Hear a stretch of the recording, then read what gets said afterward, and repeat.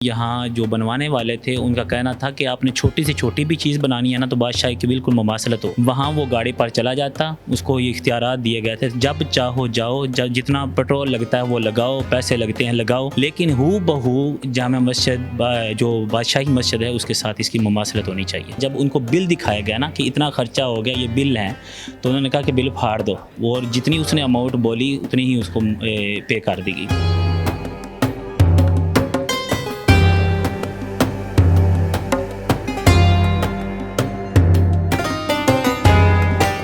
اس وقت ہم موجود ہیں فیصل ٹاؤن کی جامع مسجد قباء میں, اور یہ مسجد ایک منفرد سٹائل کی مسجد ہے جسے ڈیزائن کیا لاہور کی بادشاہی مسجد کی طرح سے, اور یہاں پہ خوبصورت پتھروں سے اسے سجایا گیا, اور مسجد میں چھوٹے سے بڑے بچے مدرسے میں پڑھنے کے لیے آتے ہیں اور قاری صاحب سے آپ کو ملواتے ہیں. بات کریں تو ظاہر سی بات ہے جو بنانے والا ہے اسی کے ذہن میں آئیڈیا آیا, اور انہوں نے الحمدللہ اس مسجد کو تعمیر کرنے کا سوچا اور بڑی محبت سے اس مسجد کو تعمیر کیا.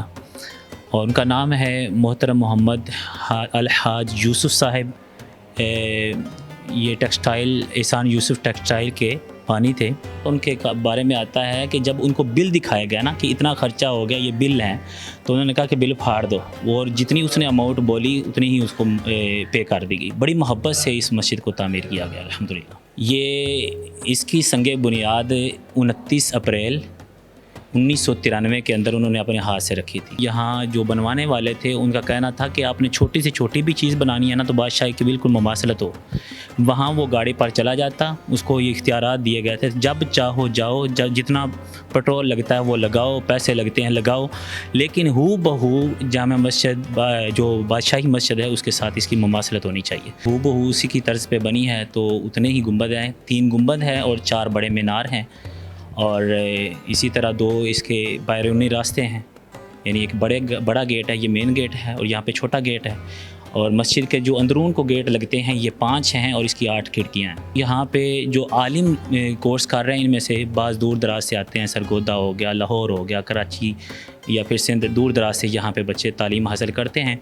ان کی یہاں پہ رہائش کا سسٹم ہے, چونکہ ان کو وہ دور سے آتے ہیں اور ان کو 3 وقت کا کھانا ملتا ہے, رہائش ملتی ہے, اور یہاں تک کہ بچے جو ناظرے اور حفظ کے ہیں وہ چھوٹے ہیں, ان کی رہائش یہاں پہ نہیں ہے, وہ گھر میں چلے جاتے ہیں. مدرسے میں بچے جو پڑھنے والے ہیں ان کی تعداد تقریباً 100 ہے. 100 جو حفظ و ناظرہ کی مفت تعلیم حاصل کر رہے ہیں, اور یہاں پہ جامعہ بھی ہے الحمدللہ جس میں عالم کورس کروایا جاتا ہے, اور اس میں تقریباً 150 کے لگ بھگ عالم کورس کر رہے ہیں الحمدللہ.